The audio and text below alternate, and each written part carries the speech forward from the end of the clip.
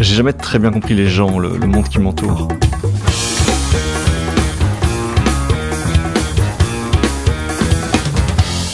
Bon, c'est l'occasion d'essayer. Je suis Guillaume Haché, vous écoutez 70 minutes avec.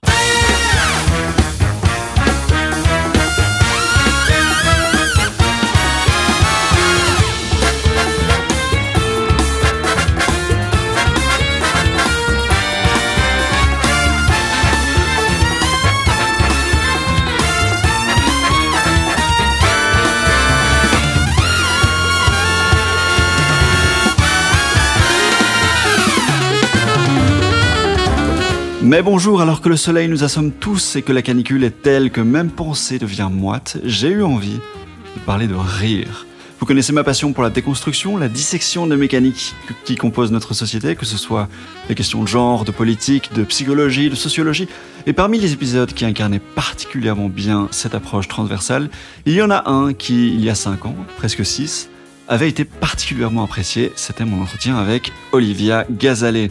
Olivia publiait l'an dernier Le paradoxe du rire, un essai qui démontre l'illusion d'un rire innocent, car on ne rit jamais juste pour rire. Le rire peut exclure, désarmer, renverser, humilier ou souder, et prend toujours place dans un contexte, dans des logiques sociales, morales ou politiques. 5 ans après notre première conversation sur le mythe de la virilité, je la retrouve pour explorer, disséquer et analyser ensemble la mécanique de phénomènes spécifiquement humains. Le rire, l'humour, l'ironie, le sarcasme. Ça a été à nouveau un authentique plaisir que de croiser la route d'un esprit aussi atypique qui aime autant que moi explorer et analyser les choses. Je vous souhaite une très bonne écoute et que cette conversation vous fasse rire, repenser les choses ou peut-être même les deux à la fois.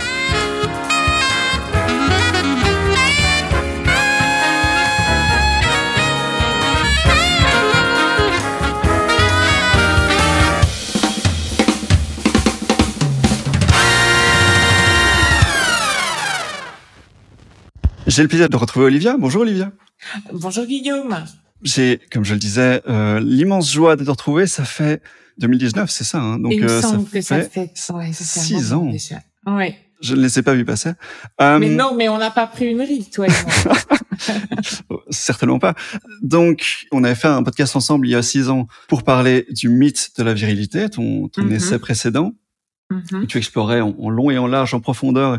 C'est presque une démarche d'anthropologue finalement, ce que tu avais fait à l'époque, où vraiment tu traversais l'histoire humaine et tu essaies de déconstruire les choses. C'était transdisciplinaire. Tout à fait, oui. Et voilà, c'est un petit peu la même démarche que tu opères. Exactement. Cette fois-ci, mais cette fois-ci, tu te concentres sur le rire, sur l'humour, sur le sarcasme. Et c'est effectivement une des questions, voilà, qui de la même manière que on parle beaucoup des questions de genre, on parle beaucoup des questions de déconstruire la virilité, la masculinité toxique, du féminisme, etc. C'est vrai que dans l'actualité de ces dernières années, mais pas seulement ces dernières années, on en reparlera, on parle beaucoup du est-ce qu'on peut rire de tout, de qu'est-ce qui passe, qu'est-ce qui ne passe pas, est-ce qu'une blague est problématique ou pas. Et donc finalement, voilà, c'est la question à laquelle tu touches plutôt vers à la fin de ton essai, du type peut-on rire de tout sans blesser personne, que tu qualifies un petit peu d'insoluble ou de pas facilement. C'était pas un problème simple. C'est ça que tu dis. Ah non, c'est tout sauf simple. C'est tout sauf simple. La difficulté, c'est que quand on demande peut-on rire de tout, si on répond oui, on peut rire de tout, on peut risquer de blesser des personnes sensibles ou vulnérables. Mais si on répond non, alors on va faire le jeu de la censure et puis alors, à partir de quel moment on peut dire ou ne pas dire. Bref, moi j'ai essayé de répondre à cette question en disant oui, on peut rire de tout, il faut rire de tout, de tous et de tout et de toutes, mais à condition que ce soit fait avec humour. Et donc ce que j'ai essayé de faire dans ce livre, c'est de définir, en tout cas de cerner au plus près ce qu'était l'humour. Parce qu'en fait, on a tendance à ne pas distinguer 3 concepts qui sont souvent mélangés, c'est le rire, le comique et l'humour. Et je pensais que tu allais dire le sarcasme. Oui, mais j'y viens. C'est-à-dire qu'en fait, le rire, c'est un effet, c'est une réaction organique à partir d'un stimulus. Ok ? Le comique, c'est la cause du rire. C'est une des causes du rire. C'est un des stimuli qui peut provoquer le rire. Parce que par exemple, les chatouilles, ce n'est pas du comique. Le comique, ça va être de produire un contenu, un énoncé, que ce soit une blague, un dessin, une plaisanterie, un trait d'esprit, dans le but de provoquer le rire. C'est ça le comique. Et l'humour, c'est une des formes que prend le comique. Et donc, par opposition, par exemple, au sarcasme. Et donc, je pense qu'on peut opposer facilement l'humour, qui a une dimension ludique, d'autodérision, de rupture avec l'esprit de sérieux, au sarcasme, qui lui vise vraiment à une finalité, qui est la dénonciation et qui inspire. Enfin, le sarcasme, il vise à provoquer une sorte de dénigrement de son objet, c'est voire une démarche une humiliation. Voilà. Plus offensive. Oui. Beaucoup plus offensive. Alors que pour moi, l'humour, c'est justement, on va avoir l'occasion de préciser, parce que pour moi, c'est un art. C'est très difficile de faire de l'humour. C'est comme un funambule qui est sur une ligne de crête extrêmement étroite. Et il suffit d'une seconde de plus, d'un ton un petit peu différent, etc., pour que ça passe ou que ça ne passe pas, exactement comme un peintre qui aurait mis un peu trop de rouge à un endroit et du coup le tableau est raté. Et effectivement, avec l'humour, on est toujours sur une ligne extrêmement étroite entre drôle et pas drôle. Et c'est ça que j'ai voulu explorer dans mon livre. Oui, effectivement, un exercice de funambule, un équilibre particulièrement difficile à trouver. Et pourquoi aujourd'hui, pourquoi maintenant? Est-ce qu'il y a eu un élément déclencheur qui t'a ramené sur ce sujet-là en particulier? Alors, pas spécifiquement récemment, parce qu'en fait, il y a eu des affaires liées au rire qui sont sorties, mais une fois que mon livre était déjà publié, donc ça l'a accompagné, parce que toute ma promo a été obnubilée. Je pouvais pas faire une interview sans qu'on parle des affaires Guillaume Meurice, par exemple. Mais en fait, quand je me suis mise à travailler, c'était plutôt quelque chose un sujet que je portais en moi depuis très longtemps, parce que même je pense depuis l'adolescence, parce qu'en fait, personnellement, j'adore rire, j'ai le rire très facile, j'ai tendance à pas mal vanner mon entourage, donc forcément quand on vanne, on se fait vanner, et parfois, je faisais cette expérience qui est très ordinaire, donc que tout le monde a faite, c'est-à-dire que tout à coup vous recevez une plaisanterie qui vous vexe, voire qui vous humilie. Donc vous répondez c'est pas très drôle, et là la personne qui vous a fait la blague vous dit oh mais ça va, c'est de l'humour. Et en fait à chaque fois je restais complètement on reste complètement muet parce qu'on se fait attaquer deux fois en fait. Une première fois parce qu'on a pris une vanne un peu humiliante, un peu dégradante, et on est humilié, on est offensé. Et la deuxième fois parce qu'en plus on s'entend dire qu'on n'a pas d'humour. Et ça fait longtemps que ça me gênait cette chose-là. Je me disais mais en fait j'avais envie de leur dire non, c'est pas de l'humour. Et en fait je crois que j'ai écrit ce livre pour donner des armes aux personnes à qui ça arrive, qui se prennent une plaisanterie désagréable dans la figure, pour qu'elles puissent répondre non, je suis désolée, là c'était pas de l'humour. C'était du sarcasme. Je vais t'expliquer la différence entre humour et sarcasme. Et en fait, tu vas comprendre que c'est toi qui n'as pas d'humour. Parce que c'était pas de l'humour, là. C'était de l'attaque. Donc, comment distinguer une blague qui est offensive d'une blague qui ne l'est pas? C'est tous les paramètres que j'ai essayé de déconstruire. Parce qu'en fait, l'humour et le rire, c'est jamais une affaire d'énoncer, c'est une affaire d'énonciation. C'est-à-dire que le même contenu, dans un contexte ou dans un autre, dit par une personne ou par une autre, en présence d'une personne ou d'une autre, ou pas, n'a pas la même signification, ce n'est pas le même acte d'expression. Et en fait, c'est ça qui est intéressant, c'est de définir à quelles conditions une blague peut être qualifiée d'humour ou pas. Oui, c'est donc vraiment une question, vraiment une question de contexte, de perspective. En fonction de la perspective de la personne qui énonce la blague, on peut percevoir ça comme quelque chose de choquant, mais surprise positive, surprise inattendue, mais du coup, surprise bénigne, on va dire. Oui. Et inversement, si la personne dit ça d'un point de vue, d'une perspective qui ne convient pas, pour dire ça comme ça, ça peut déranger très fort. Et c'est souvent soit l'un, soit l'autre. On est soit on rigole, soit on est dérangé. On est rarement indifférent. Voilà, oui. Ouais. Oui, parce que en fait, tout le problème vient du fait que pour déclencher l'hilarité, pour faire rire, en fait, il faut heurter. Il faut qu'il y ait quelque chose qui nous surprenne, tu l'as dit, voire qui nous dérange, qui nous heurte. En fait, pour déclencher l'hilarité, il faut transgresser toujours une norme. Donc, il faut outrepasser les limites. Il faut être dans l'excès, il faut être dans la caricature, ou il faut... Tu vois, quand je dis qu'il faut transgresser une norme, ça peut être une norme du langage. Quand tu fais un calembour, un jeu de mots, tu transgresses une norme du langage. Ça peut être, tu transgresses les normes de la bienséance, quand tu fais une vanne un peu obscène ou scatologique ou sexuelle ou que sais-je. Ça peut être une norme de la logique, quand tu fais du non-sens. Bref, il y a toujours quelque chose, un ordre qui est subverti.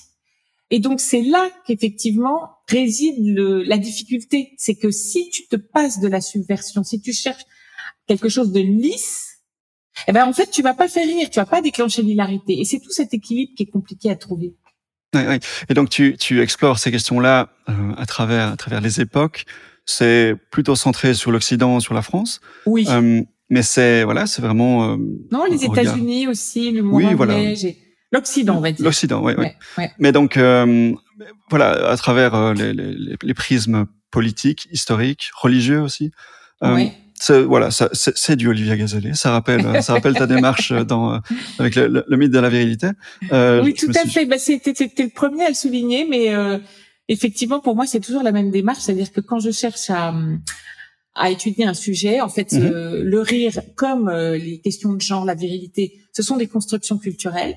Ouais. Donc, en fait, on peut pas étudier une construction culturelle sans l'aborder sous tous les angles, c'est-à-dire historique, anthropologique, sociologique, psychologique, psychanalytique, même littéraire. Et donc, en fait, moi, c'est ça qui m'intéresse, c'est d'aborder un sujet à la fois sous tous les angles. C'est pour ça que tu m'as interviewé il y a 6 ans, parce que je mets beaucoup de temps à écrire mes livres. Donc, celui-là, j'ai mis 4 ans. Ouais. Il est sorti quand même il y a 1 an et demi, donc voilà. Et la prochaine fois que tu m'intervieweras, Guillaume, j'espère que je serai toujours là et que je serai retraité. Mais moi aussi. Oui, mais donc effectivement, quand on lit ton livre, on voit le nombre de notes en bas de page et de citations, et on voit que tu as vraiment été documenté. Tu vas chercher chez Cicéron, tu vas chercher chez Aristophane. Oui, voilà, c'est ça. Et enfin, je veux dire, dans les comiques new-yorkais juifs, dans l'histoire contemporaine, le Moyen-Âge, la Renaissance, tu fais un travail vraiment de documentaliste, d'historienne. Oui, c'est pour ça que j'employais le mot d'anthropologue tout à l'heure. Oui, tout à fait. Et c'est intéressant parce que le rire, c'est justement plutôt quelque chose, parce que toi tu dis, quand on veut essayer de comprendre les choses, il faut déconstruire sur tous les aspects, sur tous les angles, il faut travailler, etc. Et j'ai l'impression que pour, j'ai envie de dire, la plupart des gens, les gens qui ne sont pas Olivia Gazellet, qui ne sont pas Guillaume Hachey, le rire, ça fait partie des choses qui sont dans... c'est implicitement une évidence, ça n'est pas à être remis en question, les mécaniques sont intuitives, voilà, pour dire ça comme ça. Et toi, avec cette démarche, avec ce livre, j'ai l'impression que tu te penches sur ces questions en disant, mais en fait non, tout ça n'est pas clair.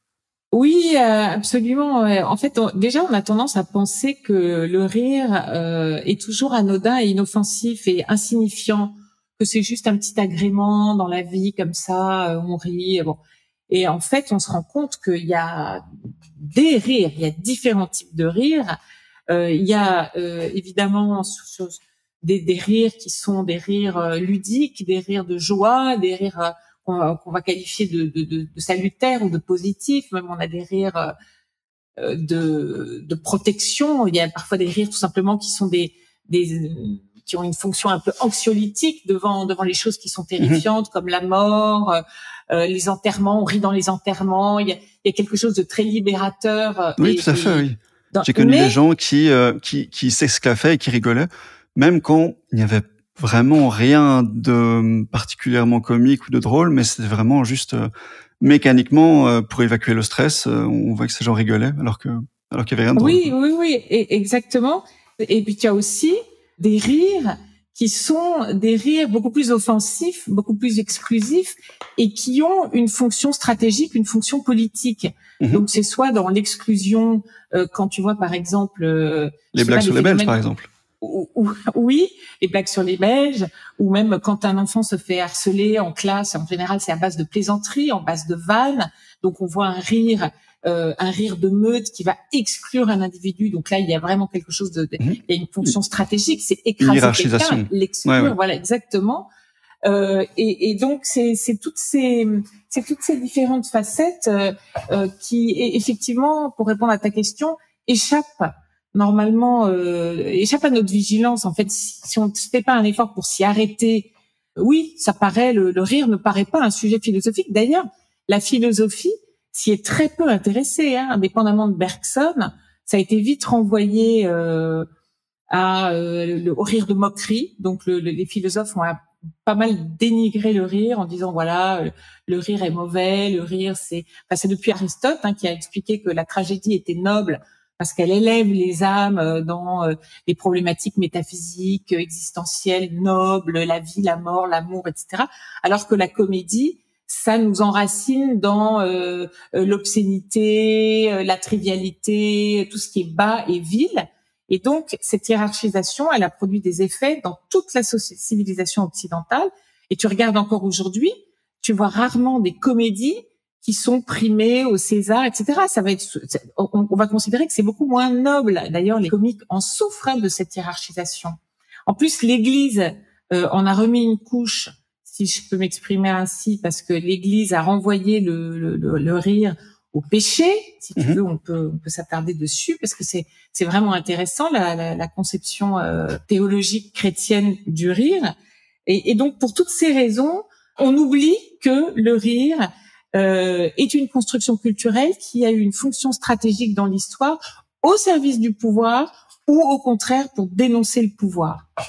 Oui. Comme beaucoup de choses, c'est un mélange entre effectivement une construction culturelle, sociale, politique. Et en fait, tu ouvres le livre avec quelque chose de très tu dissèques le rire presque littéralement, parce que tu rentres dans le cerveau, tu rentres dans les corps, et tu commences par casser cette idée que le rire c'est l'exclusif de l'homme. Et tu expliques qu'en fait on peut chatouiller les rats, qu'il se passe déjà quelque chose à ce niveau-là. Tu expliques que nos cousins, les singes, nos cousins simiesques peuvent aussi rigoler du jeu, s'amuser. Bien sûr. Mais que par contre, pour l'humain, on a l'exclusivité du rire intellectuel, pour dire ça comme ça. Oui, absolument. C'est-à-dire qu'en fait, ce qui est l'héritage du rire animal chez nous, c'est par exemple le rire des chatouilles, ou ce rire de jeu. Tu regardes des enfants qui jouent à se battre entre eux, ils vont rire.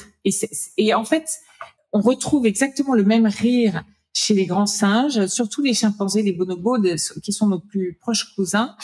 Et il y a une grande spécialiste du rire animal qui s'appelle Marina Davila-Ross à l'université de Portsmouth, qui a étudié ce rire des grands singes pour montrer qu'en fait, il avait une fonction d'apprentissage et de socialisation exactement comme le rire chez les petits. Je vais te donner l'exemple des chatouilles. Souvent, c'est un plus âgé qui va chatouiller un plus petit. Chez les singes, comme chez nous. Souvent, un jeu, pour un adulte, c'est voilà, on va chatouiller un petit. Bon, et le fait que le grand rit en faisant ça, ou fasse rire le petit, le rire, en fait, il est là pour signifier c'est pour de faux. C'est une parodie d'agression, c'est un simulacre. Je vais pas vraiment te faire de mal. Je vais juste te chatouiller, et le rire est là pour signifier qu'on est dans le non sérieux. Ouais, dans l'innocence. Oui. Voilà, exactement. Et ce que Marina Davila-Ross explique, c'est que grâce à ce rire, eh bien, les petits singes, ils apprennent à se défendre, parce qu'en fait, les chatouilles, ça a pour but en milieu sauvage, de t'apprendre à protéger tes parties les plus vulnérables. Et comme par hasard, les parties qui sont les plus chatouilleuses, parties du corps, ce sont les plus vulnérables en cas d'agression, donc les aisselles, la plante des pieds par exemple, les côtes. Et par ce rire innocent, inoffensif, ce rire de jeu, le petit apprend à se défendre. Et donc ça signale, je trouve hyper intéressant de montrer ici que le rire, c'est l'inhibition des pulsions agressives. Ça signale ça. Et d'ailleurs, par extension, quand tu joues à un jeu de société. Heureusement qu'il y a le rire, parce que le rire aussi là signale que c'est pour de rire. On t'en veut pas vraiment. Si tu tombes on joue au Monopoly, si tu tombes sur mon hôtel rue de la Paix et que je te dis allez vas-y paye alors que t'as plus un franc devant toi, plus un euro. Heureusement qu'il y a le rire, parce que le rire indique que voilà, je ne veux pas vraiment ta ruine. Je sais que ce n'est qu'un jeu.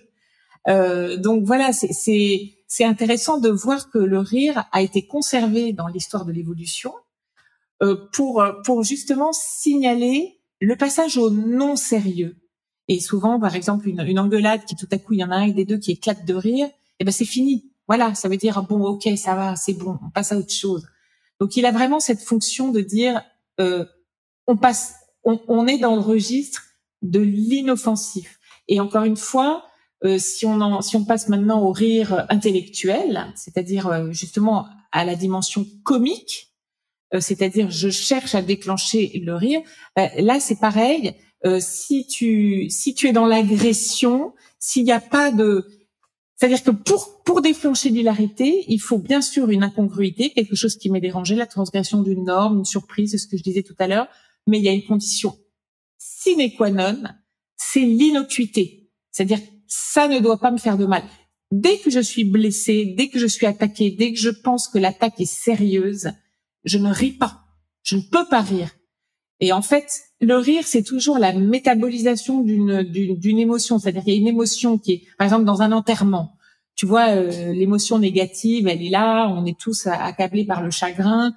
Et tout à coup, il va y avoir une petite incongruité. Je sais pas, l'officiant qui va faire un lapsus ou une mamie qui se mouche un peu trop fort, etc. Poum, ça surprend. Et toute l'émotion négative qui est en surcharge, qui est là, qui te bloque en fait la respiration, est expurgée exactement dans ces secousses jouissives de l'abdomen. Donc en fait, c'est une déviation, c'est comme une soupape, un exutoire, et tout à coup, tout ce qui était bloqué dans le thorax, qui est coincé comme ça, et tout à coup, ça s'évacue, et cette évacuation, moi, j'insiste toujours sur le fait que c'est une jouissance. C'est-à-dire qu'en fait, tu transformes une émotion négative en jouissance. Oui. Parce que, en fait, on rit pas tous des mêmes choses, évidemment, et d'une époque à l'autre, d'une culture à l'autre, d'un âge à l'autre, etc. En revanche, tout le monde aime rire. On aime tous rire. On ne peut pas ne pas aimer rire. Même ceux qui rient peu, c'est une jouissance. Et puis, tu sécrètes les hormones. Des endorphines, la dopamine. Exactement. Tu sécrètes les hormones du bien-être. Donc, même d'un simple point de vue chimique, si tu ris à un enterrement, tu survis, en fait. C'est comme ça que tu survis à la tristesse. Et d'ailleurs, j'ai montré dans mon livre, j'ai fait des recherches où on rit en prison, on riait dans les tranchées de Verdun, on riait même dans les camps de la mort. Parce que rire, c'est une façon un peu de survivre, tout simplement. C'est pour survivre à la tragédie. Tu trouves une sorte de dérivatif, un exutoire et un peu de plaisir. Voilà. Et c'est cette dimension du plaisir. Oui, ce plaisir, cette dopamine, cette endorphine, tout à fait. Oui, donc tu disais, on ne rigole pas tous de la même chose, mais en fait, tu ouvres ce livre et tu nous renvoies à notre chair et à nos fonctionnements physiologiques. Parce que ça, c'est universel. Le fait qu'on a cette mécanique de, voilà, cet influx nerveux qui va effectivement libérer un paquet de dopamine dans nos petites cervelles. Et effectivement, c'est super jouissif. Et ça, c'est universel. Ouais. C'est universel. Et encore une fois, si le rire a été conservé par l'évolution, qui, comme tu sais, a supprimé pas mal de fonctions qui servaient à rien, si ça a été conservé, si ça a traversé les dizaines de millénaires, les centaines de millénaires, depuis la naissance de Sapiens, enfin depuis l'apparition de Sapiens, c'est que le rire a une fonction. Et c'est une fonction vitale. Oui. Voilà. Tu parles des cliniques du rire où voilà, on fait rentrer des clowns dans les hôpitaux pour faire rire les patients qui autrement voilà seraient rapidement très dépressifs vu leur état. Exactement. Et on voit vraiment des effets très positifs sur leur état de santé. Donc oui, ça tient logique de ce que tu disais sur ce besoin voilà évolutif ce mécanisme qui a été conservé au fil des années. Ce qui n'est pas resté constant, par contre, c'est le rapport social, sociétal à l'humour. Voilà, Puisque, exactement. voilà, tu remontes à l'Antiquité, tu nous parles de... Alors, je ne sais plus exactement comment ça s'appelle, les trucs avec Dionysos. Alors, le rire dionysiaque, oui, en fait, ça m'a beaucoup intéressé d'aller voir comment riaient les anciens et surtout les fonctions qu'ils attribuaient au rire. Et en fait, en me penchant c'est une grosse histoire du rire de Georges Minois, un historien qui explique très bien ça et qui montre qu'il y avait beaucoup de cérémonies, de rituels religieux, de grandes fêtes, ces grandes fêtes archaïques du monde grec, où en fait on riait beaucoup. Et le rire avait là une fonction, parce qu'il en a plein des fonctions. Mais ce que met bien en valeur Georges Minois, c'est que chez les Grecs, ce rire dionysiaque lors des grandes fêtes, il avait une fonction en fait de contrôle social, paradoxalement, parce que lors de ces rituels, le rire d'abord était ritualisé, donc codifié, ça apparaissait pendant des moments précis, notamment pendant une phase qui s'appelait l'orgie, qui était une phase où en fait tout le monde mimait le chaos originel, et avec un phénomène, une pratique très intéressante qu'on va retrouver dans les fêtes médiévales aussi, qui sont les pratiques d'inversion, les pratiques de mascarade, c'est-à-dire l'homme se déguise en femme, inversement, l'esclave se déguise en homme riche, et en fait, ce que montre Georges Minois, c'est que la fête n'avait de sens, ce rire n'avait de sens que par sa clôture, c'est-à-dire c'est quand la fête n'a de vocation qu'à prendre fin, parce que quand la fête est finie, on en revient aux hiérarchies traditionnelles, aux rapports de classe, aux rapports de genre, aux rapports de domination. Et en fait, la fête a servi d'exutoire pendant un temps circonscrit, limité, délimité, programmé, officiel. On a tous les droits, on rit, c'est la licence absolue, on se moque de toutes les conventions, on renverse toutes les hiérarchies, mais dans le but de raffermir l'ordre et les hiérarchies une fois que la fête est finie. Donc en fait, on voit que c'est un rire qui est au service du pouvoir, qui est instrumentalisé dans le but de la consolidation du pouvoir. Et ça, je trouve ça hyper intéressant. D'ailleurs, on le retrouve dans les fêtes religieuses du Moyen Âge. La fête des fous, c'est une fête qui était née dans le cadre de l'Église et qui autorisait les moines à faire les fous, à faire n'importe quoi, même à se déguiser en pape, à élire un roi comique, etc. Le but, c'était que l'austérité et l'ascèse à laquelle on soumettait les moines était tellement insupportable qu'on devait leur octroyer des moments de liesse, des moments où tout était permis, pour pouvoir supporter le reste du temps la discipline carcérale à laquelle les moines étaient tenus. Donc en fait, j'ai trouvé très intéressant de voir que le rire avait d'abord eu une fonction de contrôle social et de sanction de la déviance aussi. Ça, c'est une autre fonction qui est très claire au cours de l'histoire, c'est que le rire va sanctionner le déviant, celui qui n'est pas dans la norme, celui qui fait pas comme tout le monde. On va ricaner et c'est un rire punitif, c'est un rire de sanction. Par exemple, au Moyen-Âge, il y avait des peines de pilori ou de charivari quand quelqu'un avait agi, par exemple, un mariage mal assorti ou quelque chose d'un peu répréhensible, qui à l'époque, il n'y avait pas encore forcément toujours de tribunaux, donc il y avait des peines qui étaient administrées par le village, et donc là, c'était par exemple un mariage mal assorti, peine de charivari, c'est tout le village qui fait un cortège hyper bruyant jusqu'à la maison des coupables, et là, pendant des jours, parfois des semaines, c'est des grosses plaisanteries, on défait qui on urine sur la maison, on leur envoie toutes sortes de colibets, etc. Et on se moque. Et en fait, cette moquerie, elle a pour but de châtier la déviance, corriger les mœurs. Oui. Et on observe un petit peu des mouvements de balancier dans ce sens-là, puisqu'il y a... Voilà, tu décrivais vraiment ces diverses formes de moquerie, de chaos, de carnaval, on se moque des puissants, on donne l'exemple des conditions très dures, presque carcérales des moines. Inversement, il y a eu assez régulièrement à travers l'histoire, et c'était déjà le cas, puisqu'on parlait de la Grèce antique, des mouvements de répression du rire. Le rire qui n'était pas accepté, qui connaissait des formes de censure, de poursuite. Ça prenait quelle forme, par exemple, ça, déjà, en Grèce antique? Alors en Grèce antique, je n'ai pas d'éléments là-dessus, parce que la vraie censure du rire, les vrais interdits portant sur le rire, pour moi, ils datent du christianisme. En tout cas, dans l'histoire de l'Occident. Ah oui, oui. Voilà. Ça c'est pour la censure, voilà, à proprement parler, oui. Mais pour la répression, il y avait déjà, les Aristophane qui brocardaient les politiciens, les notables, qui suscitaient des réactions vives, et parfois c'était oui. Ah ouais, il y a eu des censures, notamment sous Périclès, où il y a eu effectivement des censures, mais ça c'est pas la même chose. Non, mais parce que ça renvoyait aux poètes comiques, c'est-à-dire que c'était des censures sur les auteurs. Mmh. Mais je n'ai pas, en tout cas, connaissance, ça se faisait peut-être, d'une vraie répression sociale du rire dans la vie de tous les jours, comme les chrétiens vont l'introduire. D'accord. C'est-à-dire que c'est vraiment le christianisme qui va donner cette connotation diabolique au rire, et indépendamment des moines, c'est-à-dire pour tout le monde, et notamment pour les femmes. Parce qu'en fait, chez les dieux grecs, ils rient. L'Olympe est tout le temps, il y a tout le temps des rires. D'ailleurs, Homère parle d'un rire inextinguible des dieux. Donc le rire n'a pas encore cette connotation maléfique. Platon se méfie du rire, mais bon, ça reste de la théorie, tout ça. Mais à partir du christianisme, il va y avoir vraiment une sanction morale beaucoup plus lourde sur les rieurs.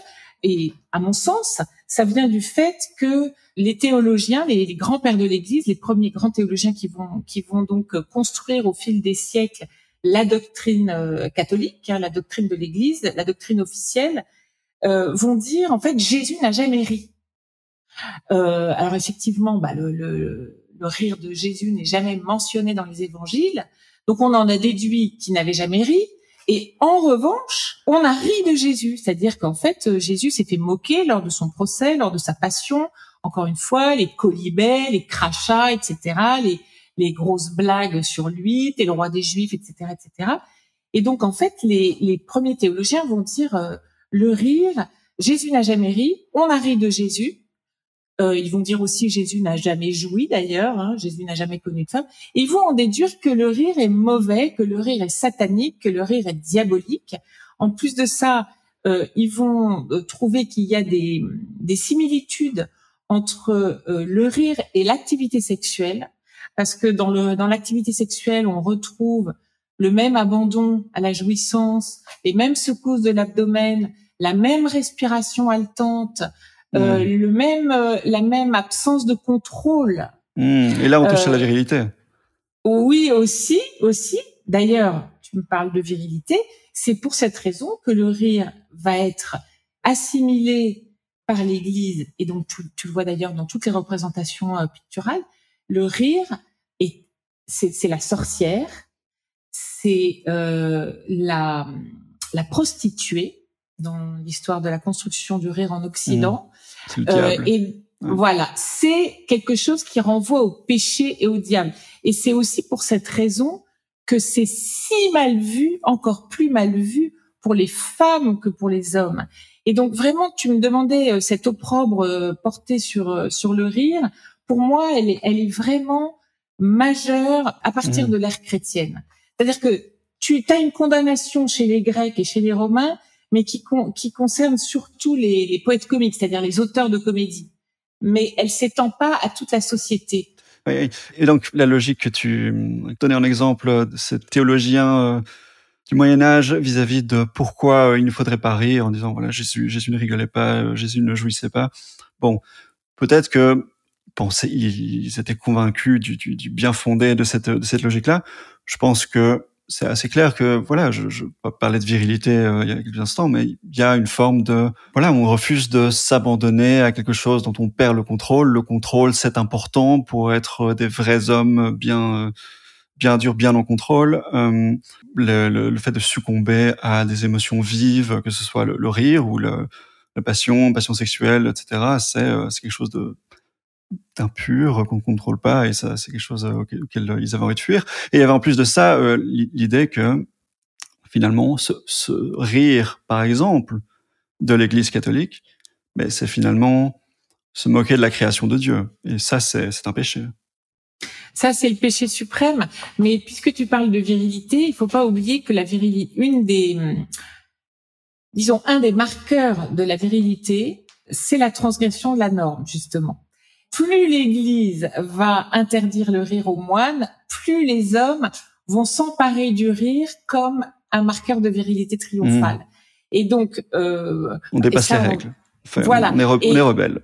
Exactement. Et donc, le rire, dans la tradition occidentale, tu as aussi ce rire des guerriers, le rire du triomphe du guerrier. D'ailleurs, on l'a déjà chez Homère, c'est-à-dire le rire sarcastique et narquois de triomphe. Sardonien, oui. Voilà, oui, exactement. Sardonien, on peut dire les deux.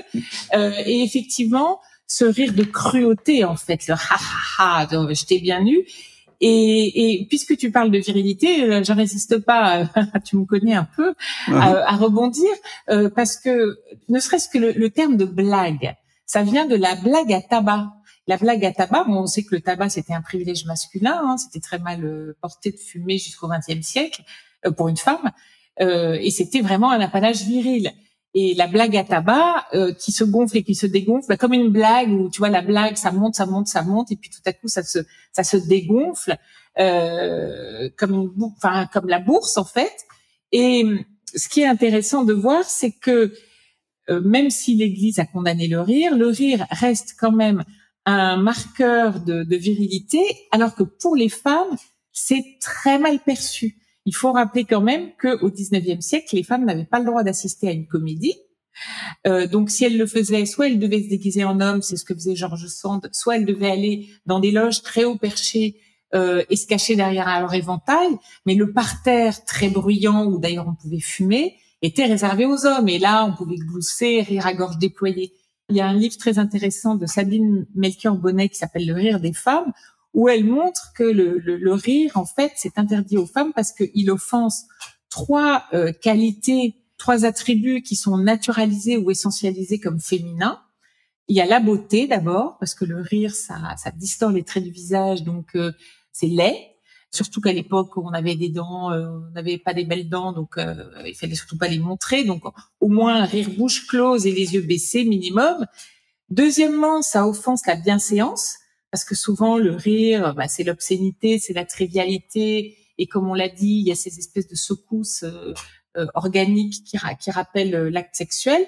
Et enfin, ça offense la vertu, puisque souvent le rire est moqueur, donc malveillant, et que, comme chacun sait, la femme est tenue à être douce, gentille, vertueuse, patiente, voilà, donc elle ne doit pas se moquer de son prochain. Et pour toutes ces raisons, le fait qu'aujourd'hui, depuis un peu moins d'un siècle, les femmes remplissent des salles de théâtre, de spectacles parfois immenses comme Forestier ou Blanche Gardin, c'est une vraie révolution culturelle. C'est vraiment quelque chose qui aurait été inimaginable au XIXe siècle.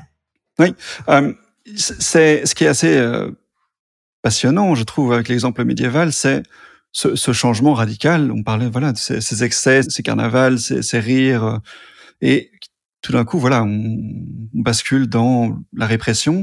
Voilà, il y a toute une série d'interdictions qui ont eu lieu, par exemple. Qu'est-ce que ces interdictions révèlent sur le rapport du pouvoir en général, et dans ce cas-ci du pouvoir ecclésiastique, au rire, rire irrévérencieux? Est-ce que c'est pas finalement quelque chose qui montre que le rire, ça échappe au pouvoir, c'est quelque chose qui n'arrive pas à être contrôlé? Ce qui est intéressant, c'est de voir que à la Renaissance, il va y avoir une volonté de réformer le rire, et que le rire va traverser une crise profonde. C'est-à-dire que ce gros rire médiéval, un peu grossier et vengeur, va être condamné parce que en fait il devient trop menaçant pour la royauté et pour l'Église, parce que l'Église et la royauté sont déjà très menacées par la réforme protestante, et du coup le désordre et la débauche le Moyen-Âge, c'était un monde qui était assez confiant dans ses propres valeurs, dans ses normes, dans ses croyances. Donc en fait, le Moyen-Âge, il pouvait s'offrir le luxe de s'auto-parodier et de tout désacraliser. Alors que le monde de la Renaissance, au contraire, c'est un monde inquiet, dubitatif, c'est un monde tragique. L'Europe est ensanglantée par les guerres de religion entre catholiques et les protestants. Et en fait, la chrétienté est en péril. Donc, ça devient beaucoup trop menaçant de continuer à la fragiliser. Donc, au Moyen-Âge, toutes ces parodies dans les grandes fêtes populaires étaient des sortes de marques d'approbation de l'ordre, puisque comme je te le disais, ces fêtes avaient vocation à se terminer, et quand elles se terminaient, c'était le rétablissement de l'ordre. Et donc, si tu veux, l'envers grotesque de la vie servait à en légitimer l'endroit, mais à la Renaissance, toutes ces railleries envers l'Église sont suspectées de venir nourrir l'hérésie protestante. Donc là, à partir de la Renaissance, on va considérer que ce qu'il faut, enfin l'heure est plus au solennel, au majestueux, au grandiose, et on va voir que les autorités civiles et religieuses vont étouffer le rire. Il va y avoir une sorte de police du rire. On va commencer à interdire les fêtes, à interdire les mascarades, à pourchasser les bouffons, etc., etc. Mais c'est intéressant de voir que c'est vraiment une crise du rire, quoi. Et une crainte. Enfin, c'est vraiment quelque chose qu'on voit comme étant un danger. Une menace, exactement. Oui, une menace existentielle pour le pouvoir, ouais. Oui, donc dans ce cas-ci, c'est le pouvoir ecclésiastique. C'est politique parce que l'un est assis sur l'autre. Si tu veux, la royauté de droit divin, c'est une seule et même chose un peu. Donc, quand tu menaces l'Église, tu menaces aussi le pouvoir. En France. Voilà, donc là on arrive à la Renaissance, hein, le XVIe siècle, tout doucement. Il y a ce moment où, par exemple, le Sorbonne, qui est un peu le bras théologique du pouvoir catholique, qui à ce moment-là a condamné les romans Pantagruel et Gargantua de Rabelais en les jugeant obscènes et irrévérencieux. Oui. Cet exemple-là, qu'est-ce que cette censure-là révèle des limites de la tolérance du pouvoir religieux vis-à-vis de la satire, oui, la Renaissance, malgré à ce moment-là, oui, cette Renaissance du XVIe siècle voilà, cet humanisme du XVIe siècle. Qu'est-ce que ça dit, cette censure-là? Ben en fait, ça renvoie un peu à ce que Norbert Elias a appelé la civilisation des mœurs, et où il montre que à partir du XVIe siècle, on va chercher beaucoup à civiliser le courtisan, civiliser les mœurs, civiliser le rire, donc. Et civiliser le rire, ça veut dire quoi? Ça veut dire qu'il va falloir à la fois le moraliser et le domestiquer. C'est-à-dire, domestiquer, c'est lui apprendre les bonnes manières, et le moraliser, c'est l'orienter vers les bonnes valeurs. Donc, c'est un peu ça, cette idée, c'est que la civilité, c'est qu'à partir du XVIe siècle, on va être obsédé par de nouvelles règles de convenance qui sont exigées par la sociabilité de la vie de la cour, en fait. C'est qu'autrefois, ce que montre Norbert Elias, c'est que autrefois, donc au Moyen-Âge, on avait des seigneurs féodaux qui régnaient sur leurs terres en maîtres incontestés, qui passaient leur temps à guerroyer entre eux et qui étaient finalement assez indépendants à l'égard du pouvoir royal. Et tout à coup, à partir de la vie de cour, ils sont transformés en une espèce d'assemblée pacifique de courtisans qui doivent obéir de manière aveugle au roi et qui doivent surtout passer leur temps à rechercher les faveurs très arbitraires du souverain. Donc en fait, toutes les vertus guerrières et ce rire fort, ce rire grossier, c'est tout ce qui était porté au nu au Moyen-Âge doit au contraire s'effacer devant ces nouvelles règles de civilité qui sont la politesse, la discrétion, la tempérance, l'autodiscipline, la vertu, etc. Donc c'est surtout ça que ça raconte. Et ce que ça montre aussi, c'est que ça ne s'installe jamais vraiment sur la durée. Enfin, ça ne marche pas. On n'arrive pas à réprimer le rire, à le faire disparaître. On le rend secret éventuellement. Oui, on peut le condamner dans des livres, parce qu'en fait là on parle de quoi? On parle de traités de civilité, hein, notamment d'Erasme ou de Castiglione, donc qui c'est dans les manuels. Alors disons que ce sont des préceptes. C'est voilà ce à quoi il faudrait tendre. Mais en réalité, ça ne sert absolument à rien de moraliser le rire. C'est-à-dire qu'on peut pas ni le moraliser ni le domestiquer, sauf hypocritement en société. Mais en réalité, comme ça renvoie à un besoin primaire de rire, à un besoin vital, à un besoin d'exorciser les choses, et surtout, c'est souvent difficile à contrôler. C'est dans les traités de civilité, ça veut pas pour autant dire que ça va disparaître. Voilà, et on sait très bien que quand on cherche à domestiquer quelque chose, on a par effet de balancier au contraire une tendance à amplifier ça.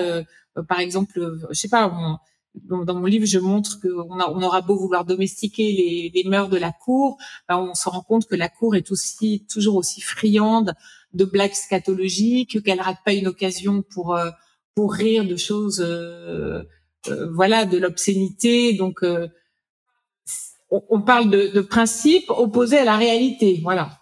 Et donc, si je fais un immense, cet immense bond en avant dans le temps et que j'arrive à une époque qui se rapproche de la nôtre, au XXe siècle, et qu'on observe des régimes fascistes de plus en plus oppressants, par exemple celui de l'Allemagne nazie, comment est-ce que l'humour des personnes opprimées, par exemple, donc dans le cas de l'Allemagne, les Juifs, était perçu, était géré par exemple ce dictateur Hitler? Alors j'ai pas énormément de données là-dessus. Simplement, il y a une phrase dans le discours d'Hitler du 30 janvier 1939 où il dit « Je présume que le rire sonore de la juiverie en Allemagne s'étrangle à présent dans sa gorge. » Je pense qu'il s'est vraiment trompé parce que plus la situation devenait apocalyptique pour les Juifs, plus au contraire ils avaient besoin de rire de leur propre déréliction. Et de toute façon, rien n'empêchera jamais les Juifs de rire, et surtout de rire d'eux-mêmes. Et ça, si on peut en parler 2 secondes, c'est quand même intéressant de voir à quel point le lien étroit entre autodérision et judéité, et la place énorme que l'humour occupe dans la culture juive. Et la place énorme que l'humour juif occupe de manière générale dans l'humour actuel aujourd'hui en Occident, à New York en particulier. On pense à Saturday Night Live et compagnie. C'est très très marqué par les Juifs new-yorkais, tout à fait, oui.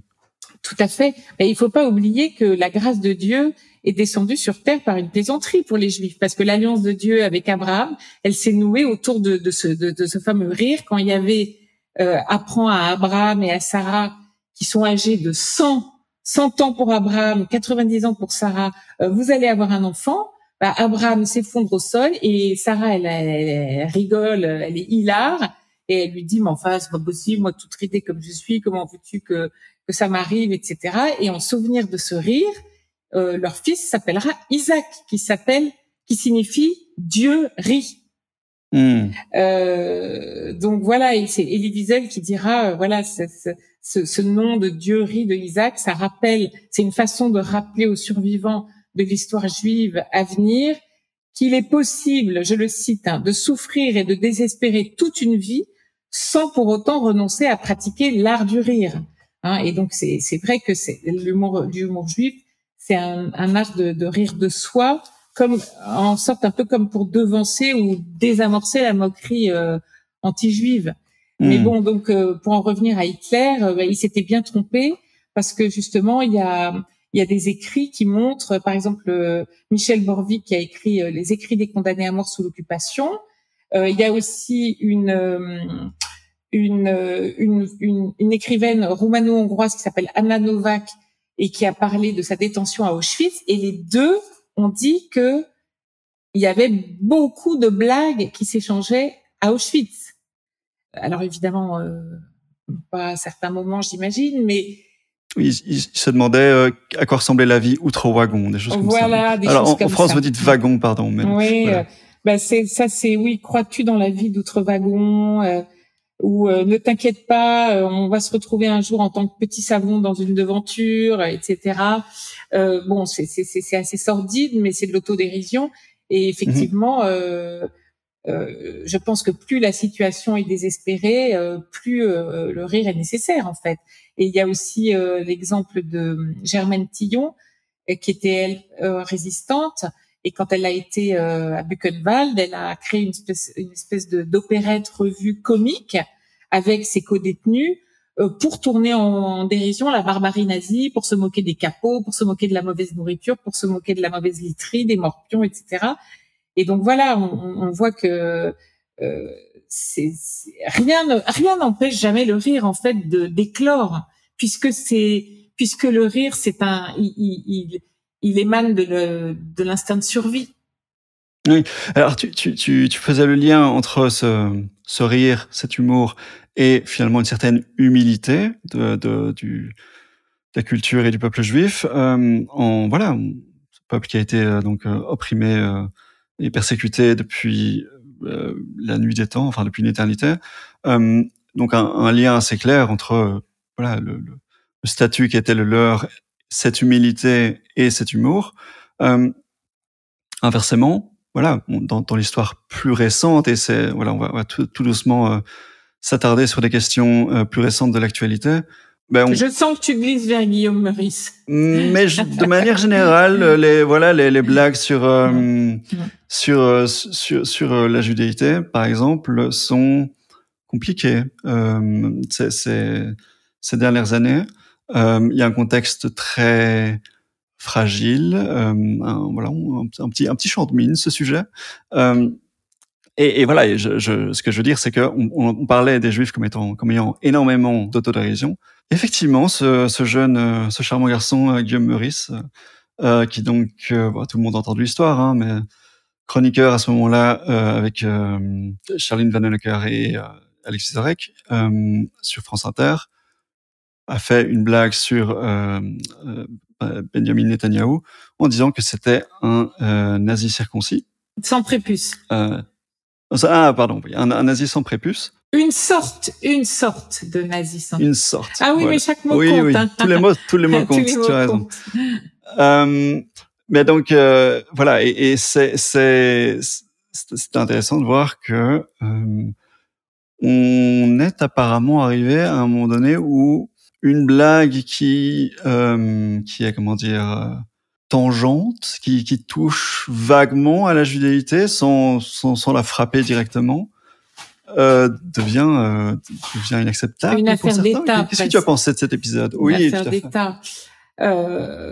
Bon, alors il y a beaucoup de choses à dire là-dessus. Oui. Ce qu'il faut rappeler, comme je le disais tout à l'heure, c'est que c'est jamais une affaire dénoncée, mais une affaire d'énonciation. C'est-à-dire dans quel contexte, qui émet la blague, qui est la cible et quelle est l'intention. Alors, dans le cas de Guillaume Meurice, le contexte, c'est vrai que c'était un contexte juste après le 7 octobre.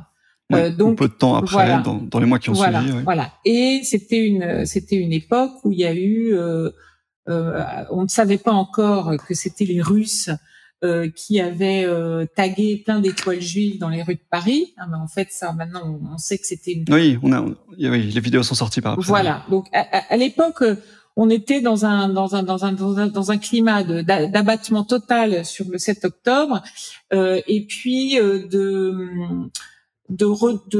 regain d'antisémitisme, supposé. C'est-à-dire que ce qu'on entendait tout le temps au journaux télévisés, c'était antisémitisme revient, le 7 octobre, etc. Bon, donc dans ce contexte, la blague était dangereuse. Enfin, c'était ambigu, et c'était une prise de risque.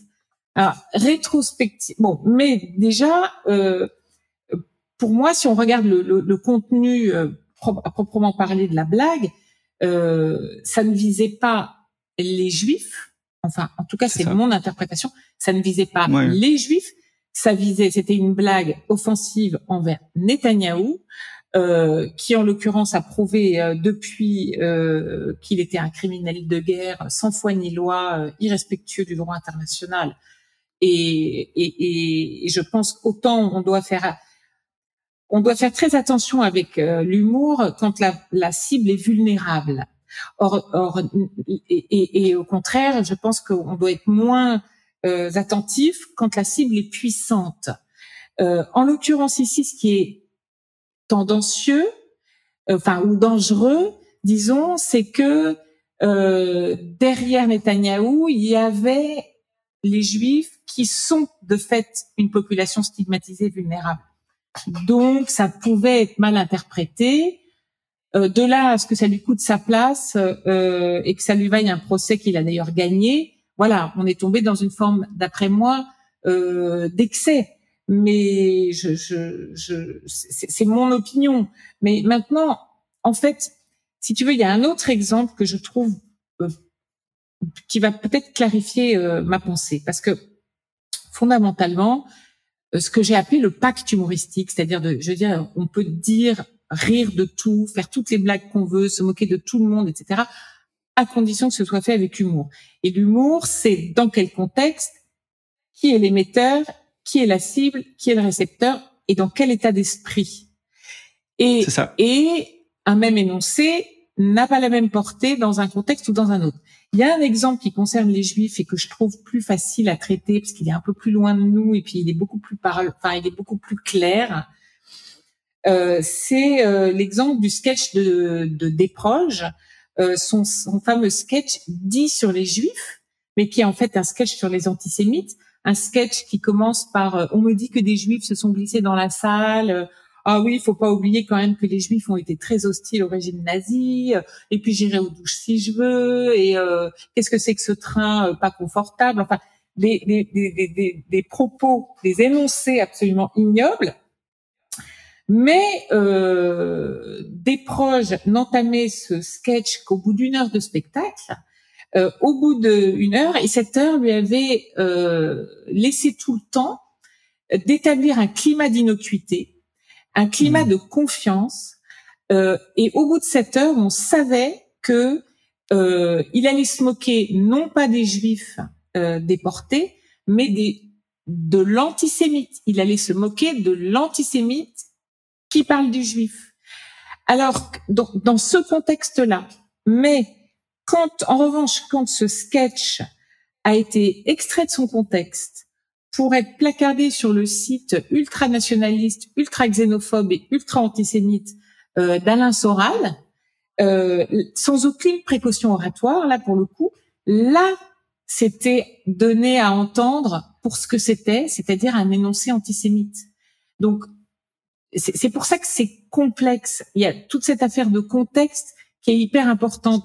Et dans le cas... Ça devenait un énoncé antisémite dans ce contexte-là. Exactement. Là, ça devenait un antisémite. Ouais. Et d'ailleurs, les filles de Desproges ont demandé que ce sketch soit retiré du site parce qu'elles ne cautionnaient absolument pas l'instrumentalisation antisémite qui était faite à partir d'un sketch qui se moquait des antisémites. Donc, c'est pour ça que tout à l'heure, on disait c'est une ligne de crête hyper étroite.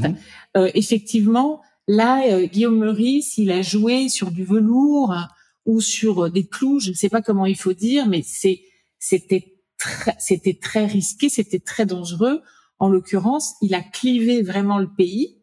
Il y avait les gens qui étaient comme moi tout aussi révulsés par l'antisémitisme, mais qui considéraient que cet énoncé ne pouvait pas relever de l'antisémitisme. Ça a d'ailleurs été aussi le jugement du tribunal qui a dit qui a débouté, qui a dit bah non, c'est pas antisémite, donc ça ne tombe pas sous le coup de la loi.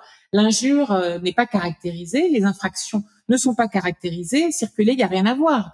Donc ça, c'est ce qu'a dit le tribunal. Après, la direction de France Inter et surtout la présidence de Radio France, parce que c'est surtout de là-haut que c'est venu, a jugé que dans le contexte qui était celui du poste 7 octobre, ça n'était pas judicieux sur le service public de diffuser ça. Bon, c'est leur décision, mais vraiment il a réénoncé la même blague un mois plus tard dans l'émission, et après avoir reçu donc un avertissement de la part de la direction. Exactement. Et comme il a refait la même blague, il s'est fait licencier. Est-ce que bon là on s'éloigne de plus en plus du rire avec la question que je vais poser maintenant, mais est-ce que ce n'était pas aussi Dans un contexte un petit peu politique aussi, donc présidente de Radio France à ce moment-là, c'était Adèle Van Reet. Non, alors Adèle Van Reet, c'est la directrice de France Inter. D'accord. Et la présidence de Radio France, c'est Sybille Veil. Ah oui, tout à fait. Oui, et d'après mes sources, c'était surtout Sybille Veil qui était en colère. Adèle Van Reet a défendu Guillaume Meurice, en tout cas au début. Ok. Parce que elle s'entendait bien avec lui et que effectivement, elle n'était pas plus choquée que ça. Mais ça, c'est venu d'après mes informations, encore une fois, hein, c'est venu de tout en haut, de la présidence de Radio France. Ah oui, ok. Donc c'était bien politique. Oui, c'était 100% politique. Évidemment, c'était à 100% politique. En fait, quand il a réitéré sa blague, c'est ce qui lui a été reproché. Il l'a réitéré pourquoi? Parce qu'en fait, le tribunal a décrété que les infractions n'étaient pas constituées. Donc en fait, ça ne relevait pas de l'injure antisémite. Donc, comme j'ai dit, circuler, il y a rien à voir. Donc là, il est revenu sur l'antenne. Il a dit c'est la première fois que je vais faire une blague cette blague en toute légalité. Voilà, je la refais puisque maintenant c'est une blague légale. Donc, ça c'était tout à fait du Guillaume Meurice, c'était de la provoque. Mais encore une fois, on lui a demandé ce que la présidence de Radio France lui a demandé, c'était de s'excuser. Et c'est ce qu'il a refusé, parce qu'il a dit en fait, si je dois m'excuser à chaque fois que j'offense quelqu'un, mais ma chronique va s'appeler pardonnez-moi, parce que c'est quand même pour ça qu'il était payé. Voilà. C'était pour faire de la provoque et pour justement quand Adèle Van Reet a pris la direction de cette antenne, elle a dit on va continuer à titiller les interdits. Bon, titiller les interdits, ça veut bien dire qu'on va aller là où effectivement on va subvertir des codes, même au risque de choquer ou de heurter. Si tu veux, on peut défendre la position de Radio France en disant voilà, il y avait un contexte qui était tellement effroyable. C'est vrai, il faut rappeler quand même que ça a été quelque chose de terrifiant, les massacres du 7 octobre. Maintenant, 1 an et demi après, quand on voit à quel point les massacres à Gaza, il y a plus de mots. Je ne sais pas si on peut. On verra bien ce que disent les juristes sur le mot génocide, mais enfin en tout cas, à tout le moins, on peut parler de crimes contre l'humanité. Ça, je pense que ça fait pas un pli. Ces massacres sont un scandale absolu, l'effondrement absolu du droit international. Donc, rétrospectivement, on se dit attends, on a fait une petite blague sur un type qui sera jugé par l'histoire peut-être aussi nocif qu'un Staline ou qu'un Bachar el-Assad. Voilà, donc où est le mal? C'est ça qui est curieux dans la formule de dire il faut s'excuser, mais on fait de la cible de la blague. C'est quelqu'un qui a été condamné par la Cour pénale internationale, donc c'est doublement curieux. Tout à fait. Non, mais c'est là qu'on voit à quel point l'humour, c'est loin d'être une affaire simple, et ça a tout d'une affaire politique. Là, on voit vraiment qu'une simple blague peut devenir une affaire d'État. C'est qu'on a voulu se débarrasser de lui parce que il a été soupçonné de nourrir l'antisémitisme en France, et on peut lui reprocher ce qu'on veut, mais il est tout sauf antisémite. Moi, je le connais personnellement, c'est tout sauf un antisémite. Et ça, on peut faire la même remarque pour Blanche Gardin. Blanche Gardin, moi aussi, je la soutiens complètement dans sa démarche. Je veux dire, je ne sais pas si tu connais le sketch de Blanche Gardin qui lui est reproché. C'est une sorte de pipe, c'est ça? Non. C'est pas celle-là. C'est pas ça.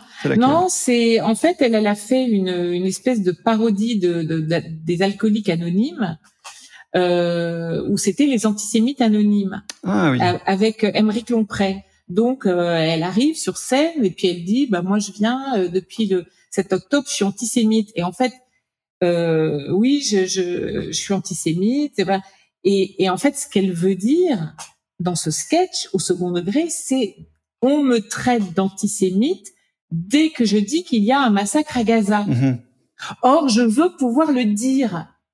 Et c'est vrai qu'il y a eu une espèce de chape de plomb, je ne sais pas ce qu'il en est en Belgique, mais en France, il y a eu une espèce d'interdit complet pendant des mois et des mois partout dans les médias. On n'avait pas le droit de dire que Israël était en train de commettre un massacre, parce qu'Israël était juste en train de se défendre.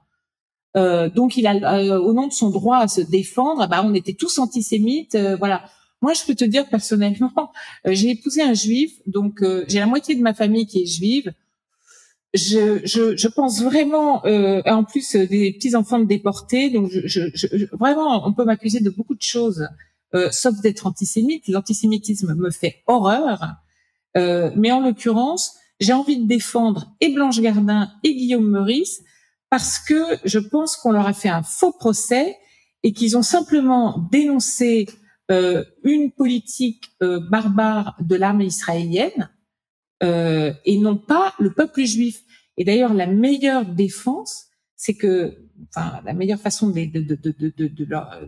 les défendre, c'est qu'aujourd'hui de dire qu'il y a beaucoup de juifs, y compris en Israël, qui sont horrifiés par ce qui se passe à Gaza et qui soutiennent absolument plus ou pas, à supposer qu'il l'ait soutenu un jour, hein, puisque la gauche israélienne n'a jamais aimé Netanyahou. Donc voilà, on s'éloigne peut-être un peu de notre sujet, mais je pense que moi, ces remises en perspective et ces petites mises au point, je trouve qu'il faut oser les faire parce que on est tous un peu silencieux, forcés au silence, et on est tous un peu, enfin, lâches. Tu es en train de dire qu'on ne peut plus rien dire, Olivia ? Non, alors non. Ah, tu non, as dit, nous sommes tous un petit peu forcés au silence. Non, mais c'est un peu plus long, mais sur ces questions-là, non. Alors, on peut plus rien dire, c'est une phrase qui m'énerve beaucoup aussi. Je sais bien, je plaisante. Parce que la preuve, c'est que ce que Guillaume Meurice, il peut parfaitement dire ce qu'il veut sur Radio Nova. Oui, en effet, il a changé de crèmerie. Voilà, et Radio Nova, honnêtement, il y a vraiment aucune censure, hein. Donc ils y vont très largement. Donc il faut arrêter avec le on peut plus rien dire. C'est qu'il y a certaines antennes où effectivement c'est plus compliqué de dire certaines choses. Mais il y a d'autres podiums, d'autres antennes. Il y a d'autres lieux pour les dire. Et en fait, quand on dit on peut plus rien dire, moi, si tu m'emmènes sur ce terrain, je suis inépuisable parce que ça dépend à quel niveau. C'est-à-dire, si tu prends l'aspect, si tu dis on peut plus rien dire, il s'agit d'une censure juridique. C'est complètement faux. La preuve d'ailleurs. Guillaume Meurice n'a pas été condamné. Les humoristes le sont très rarement. Il y a même Guy Bedos qui a traité Nadine Morano de conne. Elle lui a fait un procès. Elle a perdu.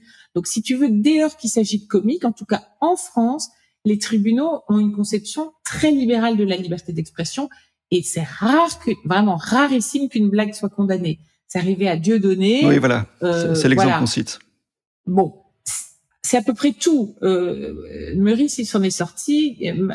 Blanche Gardin aussi. Donc, on peut plus rien dire sur le plan juridique, c'est faux. En revanche, ce qui est vrai, c'est qu'il y a une pression économico-médiatique sur certains supports, sur certains médias qui aujourd'hui sont, je pense aux médias Bolloré par exemple, qui sont on les connaît. Effectivement, sur ces antennes-là, on peut plus, on est effectivement, il y a ceux qui ont aujourd'hui effectivement le droit, le pouvoir en fait, parce que c'est un pouvoir économique de suspendre, de ne pas diffuser, d'interdire, de refuser certains propos, etc. Ce sont ceux qui tiennent les cordons de la bourse. Donc là où oui, il y a mais c'est pas une censure juridique, c'est plutôt un pouvoir discrétionnaire de diffuser ou pas diffuser. Voilà, on va parler comme ça. Oui. Et après, ce sont justement ceux-là qui vont le plus souvent se plaindre du fait qu'on ne peut plus rien dire. Donc il y a une espèce d'ironie, d'autocontradiction, de victimisation en se plaignant des gens qui se victimisent. Enfin, il y a un mot qui vient de sortir.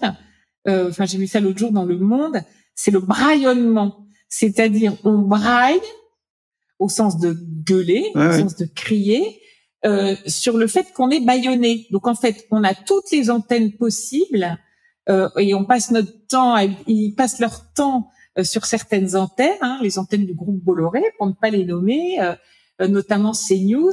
Ils passent leur temps à dire la liberté d'expression n'existe plus, on peut plus rien dire, etc. Ce sont eux qui censurent les propos qui ne leur conviennent pas, et dans leur bouche, on peut plus rien dire. Ça veut dire, ça a un sens très précis. Ça veut dire, aujourd'hui, le politiquement correct, qu'ils appellent les woke, nous empêche de continuer à répandre nos opinions fallacieuses, comme par exemple que y a pas de problème de climat. Si on a envie c'est une opinion, on a le droit de dire qu'il n'y a pas de problème de climat, que les écolos nous font chier. On a le droit de le dire, c'est une opinion. On a le droit de le dire que les trans, c'est une idéologie dangereuse pour la jeunesse. On a le droit de le dire si on veut. Et ceux-là même qui ont ces antennes passent leur temps à dire qu'ils sont opprimés et qu'on leur interdit de parler. Or, en fait, ils diffusent partout, sans arrêt, sur les réseaux sociaux et sur leurs réseaux, des opinions nauséabondes, délétères, dangereuses, la fabrique de fake news, etc. Ah ouais. Donc oui, on est en plein paradoxe. Ouais, et ça leur permet de prendre la position de la victime dans le débat, et cette position-là, voilà, ça leur permet une rhétorique très puissante. C'est très efficace de se poser en victime. On est tout de suite beaucoup plus convaincant quand on est dans une position à plaindre. Enfin, c'est tout à fait la stratégie qu'ils essaient d'opérer. On va revenir tout doucement au sujet du livre, parce que sinon on va parler de Bolloré pendant 1 heure. Ou d'Israël. Oui, c'est ça. Écoute, si tu veux. On aurait pu également parler des attaques, évidemment, sur Charlie Hebdo, qui sont encore un autre sujet brûlant. Mais oui. On a commencé cette discussion, tu expliquais que tout partait d'une expérience finalement personnelle, du fait que ça t'arrivait, que des fois, tu entends une blague et un petit peu perdue, un petit peu surprise, dans l'incompréhension. Est-ce que c'était vraiment une blague, ce que je viens d'entendre? Comment est-ce que ça se fait que on rit? Est-ce que je suis censé rire maintenant? Est-ce que voilà? À l'issue de ce travail, à l'issue de ce livre, à l'issue de cet essai, de toute ce travail de documentaliste qui t'a pris quelques années, comme on l'a dit, est-ce qu'il y a des choses sur lesquelles tu as changé de perspective, des choses que ça t'a permis de mieux comprendre? Bonne question. Alors d'abord, Tu peux me dire que tout ça ne servait à rien. Non, tout ça a énormément servi.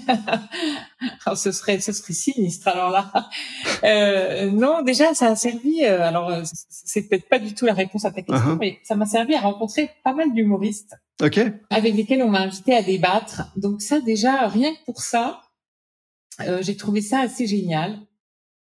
Notamment Guillaume Meurice, justement. Mais j'ai récemment fait un débat avec Gad Elmaleh sur les pouvoirs du rire. Shirley Soignon, Walidia, voilà. Et je pense que c'est des personnes que je n'aurais jamais rencontrées si j'avais pas réfléchi au rire. Donc, et j'ai appris beaucoup en discutant avec eux. Alors, ce que m'ont appris mes recherches essentiellement, c'était toute cette fonction dont je parlais tout à l'heure, la fonction punitive, la fonction de contrôle social, la fonction de domination du rire. Là où ça m'a aidé, c'est que ça m'a permis de beaucoup mieux comprendre ce qui faisait qu'une blague était problématique, et notamment la dimension de pouvoir là-dedans, c'est-à-dire le fait que plus on est puissant, moins on est vulnérable à la moquerie. Par exemple, Trump, pour prendre un exemple caricatural, je crois qu'il y a personne qui se fait autant vanner sur cette planète. Est-ce que ça nuit à son pouvoir? Absolument pas. Ça va même au contraire un peu nourrir sa légende de personnage disruptif là qui s'est lui-même créé. Donc ça ne lui porte pas préjudice. En revanche, quand on fait des blagues sur les Arabes et les Juifs même, ou les Noirs qui sont paresseux, qui sont malhonnêtes, etc. Ça, on parle de populations qui sont vulnérables, qui sont déjà stigmatisées, et donc l'humour enfin le sarcasme plutôt, va contribuer à consolider ces stéréotypes. Donc, tout ce qui consolide les stéréotypes peut leur porter un tort, un préjudice concret. Parce que dans la vie concrète, à force d'entendre des blagues sur les Arabes qui sont malhonnêtes, un Arabe qui se présente pour louer un appartement ou pour un job, il y a une suspicion, qu'on le veuille ou non. Il va y avoir une suspicion qui est entretenue par les blagues. Donc, les blagues peuvent avoir un effet délétère. Le fait aussi que les femmes, toutes ces blagues sexistes qui ramènent tout le temps les femmes à leurs attributs érotiques, ça vise à les disqualifier. Voilà, on est aussi un peu disqualifié sur le marché du travail. Je pense que les blagues n'y sont pas pour rien. Donc, ça ne veut pas dire qu'il faut plus faire de blagues sur les femmes, parce qu'il y a une façon de les faire. Encore une fois, là, on n'a pas encore parlé du second degré. Ah bah oui, tout à fait. Un petit peu avec la blague de Desproges, qui a l'air de se moquer des Juifs, mais qui en fait se moque des antisémites. Bon, bah de la même manière, parfois on peut se moquer. Enfin, au premier degré, c'est une blague sexiste, et en fait, c'est une blague qui se moque des sexistes. Donc encore une fois, énonciation et non pas énoncer, c'est-à-dire dans quel contexte, qui fait, qui est là, qui l'entend, qui sa cible et dans quel état d'esprit. L'état d'esprit, c'est important aussi. C'est-à-dire, est-ce que l'état d'esprit est ludique? Est-ce que c'est juste pour rire? Est-ce que c'est juste pour plaisanter? Est-ce que c'est pour de faux? Ou est-ce que ça vise vraiment à attaquer, à offenser? Et donc, le même propos peut être pris peut être au premier ou au deuxième degré. Donc, il y a aussi un autre paramètre, c'est est-ce qu'il y a de l'autodérision là-dedans ou pas? Parce que moi, je pense qu'on peut plus facilement se moquer de quelqu'un quand on accepte de se moquer de soi-même. Donc c'est tout ça, l'humour, humilité, ça va ensemble, autodérision. Donc moi, ça m'a appris quand même plus facilement à distinguer genre un trait d'humour et un sarcasme qui n'a rien d'humoristique. Ça m'a appris aussi, ça m'a permis de dire pourquoi une blague alors là, tu vas te sentir directement visé, hein. Sur les Belges? Je pense qu'une blague sur les Belges, c'est moins J'allais te poser la question, que... justement. Eh ben oui. Eh ben moi, je pense qu'une blague sur les Belges ou sur les Suisses, ou par exemple quand on prend leur accent, certes, ça conforte, ça consolide des stéréotypes, des préjugés. D'accord. Mais c'est moins grave pour moi pas de préjudice. qu'une blague qui porte sur les Arabes, les Juifs ou les Noirs, parce que là, on perpétue un stigmate. Et stigmate, tu sais, ça vient de stigma, c'est la marque au fer rouge. Ouais, la marque au fer rouge avec laquelle on marquait la peau des esclaves. Et perpétuer un cliché comme les Suisses mangent de la raclette et du chocolat, et ils ont des belles montres. Les Belges, je sais même pas quelle est Le cliché, c'est que les Belges sont cons, donc un petit peu quand même. Oui, alors là, c'est vrai que c'est pas un bon exemple, mais bon, les Belges sont cons, c'est vrai que c'est préjudiciable, mais oui, c'est vrai. Alors c'est vrai que c'est vrai que mais c'est plus. Il va falloir rééditer ton livre, Olivia. Oui, alors on va rester sur les Suisses. C'est vrai que les blagues sur les Belges, ben ça doit leur porter préjudice. Alors effectivement, je désolidarise les Suisses et les Belges, parce que c'est vrai que les Suisses, on va jamais refuser à un Suisse un appartement parce qu'il est suisse, ou un job parce qu'il est suisse. Ben, je ne suis pas sûr que ce soit le cas pour les Belges non plus, mais je pense pas. Moi, je pense que les Belges, c'est vraiment un peu des blagues. Comment dire, mais parlons-en. Désincarné, c'est-à-dire que je pense pas que ce soit rattaché vraiment aux personnes belges qu'on rencontre. C'est-à-dire, je pense pas que quand on rencontre un Belge, le premier réflexe ce soit de se dire il est con. Bien au contraire. Alors que la crainte viscérale de l'arabe ou du noir, tu la sens dans le métro. T'as des gens qui s'assiedent pas à côté, tout simplement. Alors qu'on va s'asseoir à côté d'un Belge sans problème dans un restaurant. Donc les Belges, c'est peut-être. Je crois que ce serait intéressant d'écouter l'expérience des Belges qui se rendent en France de temps en temps. C'est pas toujours hyper accueillant. C'est vrai. Bon. C'est des petites remarques, des petites blagues. Alors on va les mettre dans la catégorie des. Alors changeons-les de catégorie, mettons-les dans les vulnérables. C'est intéressant d'en discuter. En fait, tout part, si j'ai bien compris, de ce qu'on m'a expliqué, du fait que c'était vraiment autrefois les Belges qui n'étaient pas forcément très éduqués au sud de la Wallonie, qui travaillaient dans les mines et qui, à un moment donné, alors ça je ne saurais plus exactement ce qui a mené à ça, mais à un moment donné, c'est d'opérer une transition sociale où voilà, cette population-là, qui n'était pas forcément hyper éduquée, est arrivée dans les métropoles françaises, puisqu'on a ramené du prolétariat dans certaines villes françaises, et que à ce moment-là se sont rencontrés une petite bourgeoisie française bien éduquée et inversement des Belges pas forcément avec un grand capital culturel, un accent très différent, et qu'à ce moment-là se sont installés pas mal de moqueries et de voilà il y a les blagues de Coluche qui sont assez connues. Et ce qui est devenu intéressant, c'est le fait que les Belges sont tellement bêtes, les Belges sont tellement cons, est petit à petit devenu moi j'adore les Belges. Ah. Et en fait c'est la même chose. C'est toujours un petit tapotement sur la tête. C'est trop mignon les Belges, j'adore les Belges. Oui. C'est comme les gens qui peuvent pas s'empêcher de, quand ils voient un couple d'homos, de dire qu'est-ce qu'ils sont mignons. Ils sont pas plus, tu vois. Voilà. Je comprends ce que tu veux dire. Donc il y a pas comment dire une construction, vraiment un système d'oppression raciale ou quelque chose comme ça derrière. C'est vraiment quelque chose d'historique et d'installé, mais ça reste, et ça je crois que c'est très français, ça reste un besoin de se hiérarchiser, un besoin d'installer une pyramide et de se placer au top. Tout à fait. Et le fait que la Belgique soit proche de la France avec la même langue pousse justement à s'en différencier d'autant plus qu'ils nous ressemblent.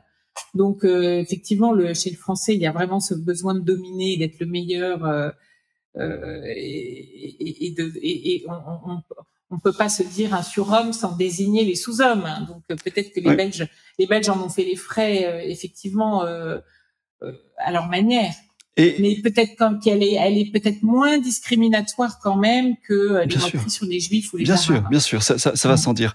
Je viens de trouver en fait, voilà, je crois que c'est ça. Je connais pas bien la question que tu soulèves sur les Belges, mais il me semble, je soumets ça à ta réflexion, il me semble que la différence, justement, quand même, entre la blague sur les Belges et la blague sur les Arabes, les Juifs ou les Noirs, c'est que dans le cas des Belges, ça vise évidemment à les discréditer, mais ça n'a pas vocation à inspirer la haine, à nourrir la haine. Tu vois ce que je veux dire? Et le rejet. Ce qui est le propre de l'humour antisémite ou islamophobe ou raciste, ou même sexiste. C'est peut-être ça la différence. C'est que c'est une manière de les... On n'est pas au programme du Front National. Voilà. Mais exactement. Mais ça dit tout. Ça dit tout quand même. C'est pas la même chose. C'est compliqué. Voilà. C'est pas toujours très sympa. C'est compliqué. Oui, c'est compliqué. Mais donc on en revient, puisque tu parlais de ce besoin de se sentir au-dessus de tout. On en revient à ce qu'on disait tout à l'heure sur le lien entre l'humilité et l'autodérision et la capacité à rire. Est-ce que les Français arrivent à rire d'eux-mêmes, ou bien est-ce que sur France Inter il faut importer des Belges et des Suisses pour rire en France? Alors c'est vrai qu'il y a beaucoup d'humoristes belges de plus en plus, et que quand tu dis on adore les Belges, c'est que en ce moment il y a une déferlante d'humoristes belges qui ont énormément de succès. Et ils sont très drôles, hein, même aussi des Suisses. Marina Rollman, je crois qu'elle est suisse. Bien sûr. Thomas Wiesel, suisse aussi. Et Thomas, absolument. Alors bon, écoute, moi je veux pas faire de généralité. Il y a une énorme diversité sur la scène comique, sur les antennes. C'est difficile de résumer l'humour français à tel trait. Qu'est-ce qu'il y a de commun entre Sophia Aram et Walidia? Oui, en effet. Voilà, c'est quand même le grand écart entre Gaspard Proust et Guillaume Meurice. Voilà, ils sont tous les deux français. Ils ont pas du tout la même façon de se marrer. Donc, mais spécifiquement, les Français qui vannent les Français sur leur Frenchitude, sur sur ce qui fait qu'ils sont français, tu vois, cette espèce d'autodérision, de pointer la blague vers soi-même, parce que j'ai l'impression que c'est quelque chose qu'on voit assez peu, moi, en France. Écoute, en tout cas, moi, si je prends, puisqu'on parlait de Guillaume Meurice, maintenant, il est parti sur Radio Nova, il fait une émission du dimanche soir qui s'appelle La Dernière, qui est d'ailleurs très intéressante parce que c'est pas du tout que de l'humour, ils ont ils invitent tout à fait, oui. Un militant. J'ai eu la chance d'y être invitée d'ailleurs, et ils ont des chroniqueurs qui passent leur temps à se moquer de la France, voilà. des Français, du gouvernement. Bon, ça, on s'en doute, à raison d'ailleurs. Il y a vraiment beaucoup à dire, mais ils se moquent aussi des Français, parce que bon, en fait, en France, la société est très très très clivée, hein. Donc aujourd'hui, quand on se moque, je veux dire, même le patriotisme, ça devient une valeur un peu réac, un peu de droite. Oh, Donc, ça fait longtemps que ça l'est devenu, oui. Oui, mais ce que je veux dire, c'est que maintenant, quand tu dis les Français ne se moquent pas d'eux-mêmes, si, parce que un Français qui se moque des patriotes, du patriotisme, ou du nationalisme, c'est une façon de se moquer de la France et des Français, et de la francitude. Oui, voilà. Donc, le chauvinisme, oui. Voilà, le chauvinisme. Moi, honnêtement, moi, les humoristes qui me font rire, heureusement, ne s'arrêtent pas. Enfin, je veux dire, ils s'arrêtent pas devant la porte de la France en disant ah non, on est Français, on touche pas. Au contraire, il faut se moquer de nous-mêmes. Il y a tellement de quoi, parce que je veux dire, la France est devenue tellement grotesque. Et elle a tellement, enfin, son rôle à l'étranger est devenu maintenant tellement diminué. En fait, la France, enfin, il y a vraiment de quoi rire, quoi. Il y a vraiment de quoi se moquer. Enfin, donc, non, je pense qu'il y en a plein qui le font, et qui le font très bien. Très bien. Mais tu m'as très bien répondu. Il y a de l'autodérision en France et on s'en félicite. Très bien, Olivia, merci beaucoup pour ces plus que 70 minutes. Oui. C'était un plaisir de te retrouver. Mais écoute, moi aussi. Est-ce que tu as quelque chose à promouvoir ou c'est marrant, la dernière fois tu annonçais que tu n'étais sur aucun réseau social parce que tu es, je crois, pas une grande amatrice de technologie. Est-ce que c'est toujours le cas? Est-ce que tu as des projets dont tu as envie de parler? Alors, pour ce qui est des réseaux sociaux, je tiens à faire une petite mise au point. C'est que je les utilise en tant que spectatrice. D'accord, ok. Je suis sur Twitter, sur Facebook et sur Instagram avec un pseudonyme. Je ne publie rien.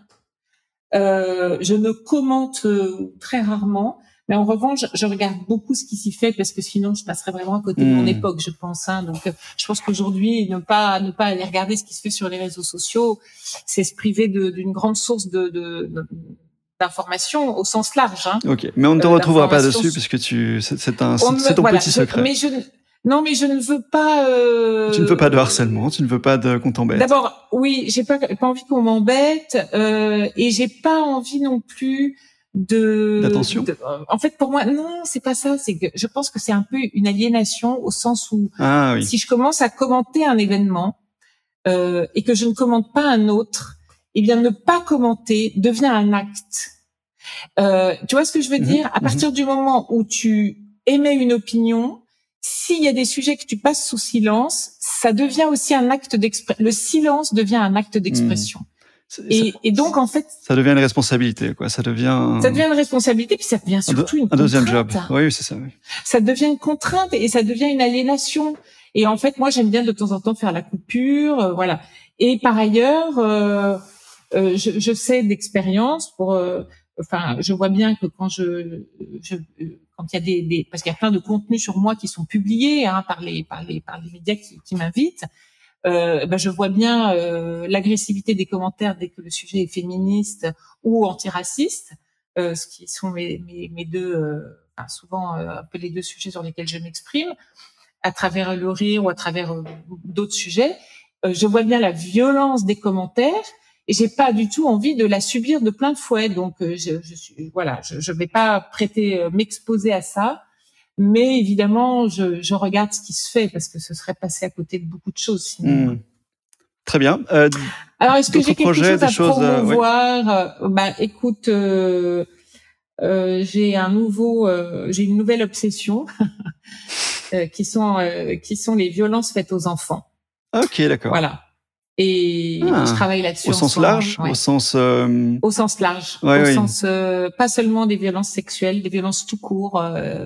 Les coups, les infanticides, dont on parle très peu. Bon, je vais me retenir de faire 70 minutes maintenant sur les enfants, mais est-ce que tu comptes t'intéresser aussi? Il faut t'attendre 4 ans. Ouais, voilà. Non, ce sera pas 4 ans, là. Faut que ça aille plus vite. Est-ce que tu as prévu, dans le futur, de t'intéresser à, mais en fait, le système qui entoure les enfants, la hiérarchie qui entoure les enfants et la façon dont on considère les enfants, par exemple, dans le système scolaire, de façon, voilà, très hiérarchisé, très carcéral, très. Mais il y a un mot, il y a des concepts qui sont en train d'émerger. On parle d'adultisme aujourd'hui, justement, de domination adulte.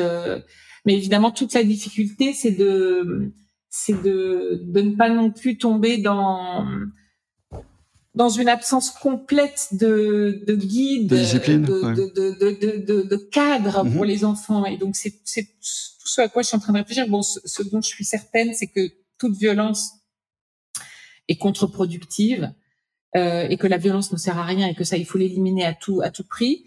Mais je pense aussi que la culture de la punition n'est pas forcément la meilleure approche. Mais je te réserve le fruit de mes réflexions. Non, mais en fait, je voudrais ne pas mettre 4 ans parce que je voudrais. Enfin, il y a vraiment une urgence. Hein. Je te donne juste 2 chiffres et après je m'arrête là. Mais il y a en France, d'après le rapport de la Ciivise, 160 000 enfants victimes d'inceste par an. Oui. C'est colossal. Ouais, ça fait que sur une classe de 30 gamins, il y en a 3. Donc c'est effarant. Et un autre chiffre, moi, qui me donne envie de pleurer, qui me fait pleurer d'ailleurs, parce que quand je lis des livres là-dessus, je pleure souvent, c'est qu'il y a un enfant qui meurt tous les 5 jours, je dis bien tous les 5 jours, des coups d'un adulte. Et ça, personne ne le dit, personne ne le sait. Et tout le monde s'en fout. Et donc, ce sont des chiffres... C'est des chiffres officiels, publiés par l'UNICEF. Donc, à l'échelle française, oui. Ah oui, à l'échelle française. Donc, c'est un phénomène, c'est un fait social majeur, que tout le monde ignore, hein, parce que moi, quand je vois l'émotion suscitée par la mort du petit Émile en France, c'est certes bien de s'émouvoir, mais pour moi, c'est presque un peu dangereux, parce que ça voudrait dire que c'est le seul enfant oui, c'est l'arbre qui cache la forêt. Exactement. Ça veut dire que, oh, mon Dieu, un enfant est mort. Alors qu'en fait, c'est tous les 5 jours. Il y a un petit Émile tous les 5 jours, dont on parlera jamais, qui va mourir, qui est mort dans le plus grand silence. Donc, je trouve que c'est un scandale absolu. Tu vois, on voit apparaître des affaires comme Betaram, etc. Et c'est un immense tabou, et pour moi c'est vraiment l'angle mort du patriarcat. En effet, vaste sujet dont on te réservera le privilège de l'explorer dans quelques années, mais pas 4, dans quelques temps. Non, parce que j'ai déjà pas mal avancé. J'ai déjà pas mal avancé. Dernière question avant de te quitter. Est-ce que tu es une adulte, Olivia? Est-ce que je suis une adulte? Oui. Je suis même une vieille, moi. Ah, ok. Tu as embrassé l'adultisme, alors. Eh ben, justement, j'ai beaucoup réfléchi en élevant mes propres enfants, parce que je suis pas naïve, hein. Je sais bien que tout n'est pas simple, mais en tout cas, je n'ai jamais levé la main. Et t'es violente. Sur les enfants, et surtout, j'ai toujours essayé. Alors, j'ai pas été. Voilà, je pense que j'ai aussi fait bien des bêtises et bien des erreurs dans la manière de les élever. C'est le principe, hein. C'est un travail ingrat et rempli d'erreurs. Ouais. Voilà. Mais ce que j'ai toujours essayé, c'est d'établir un dialogue. En fait, quand forcément on est dans la position d'autorité, mais expliquer le fondement d'une discipline ou d'une exigence, plutôt que de l'imposer par la force. C'est-à-dire expliquer la nécessité de prendre une douche, de mettre une écharpe quand on a froid, de manger des légumes. Expliciter les choses qui sont un peu implicites. Expliciter, voilà. Plutôt que d'imposer. Alors parfois, malheureusement, on a un manque de temps pour expliquer tout, et tout ça n'est pas simple. Mais et je veux pas du tout faire la morale aux parents qui souvent font ce qu'ils peuvent, et voilà, c'est pas du tout facile d'être parent, mais en tout cas essayer de déconstruire la nécessité de recourir à la violence et à l'autoritarisme d'une manière générale. Ça me paraît nécessaire, parce que je pense que c'est complètement contre-productif pour le coup, et que la violence génère la violence. C'est-à-dire un enfant qui a été élevé dans la violence va reproduire cette violence sur ses propres enfants, et après c'est une violence qu'on retrouve dans la société.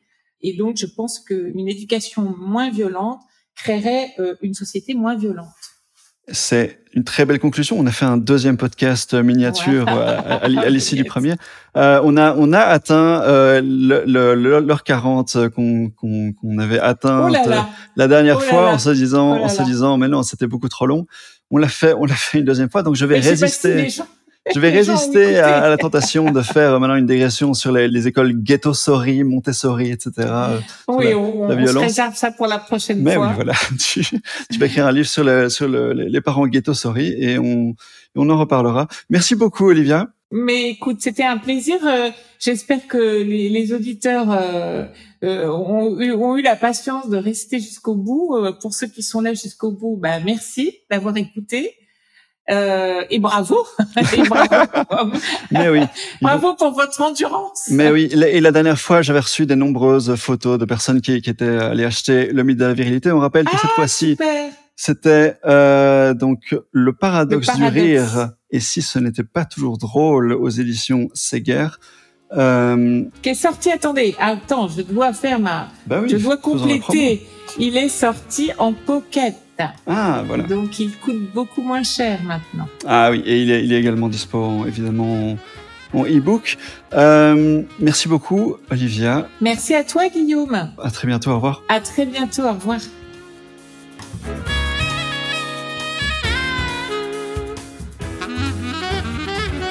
Près de 6 ans ont séparé nos deux conversations, mais le plaisir que j'ai eu à parler avec Olivia est resté tout aussi électrique. Et non, Olivia, je ne dis pas ça à la fin de chaque épisode.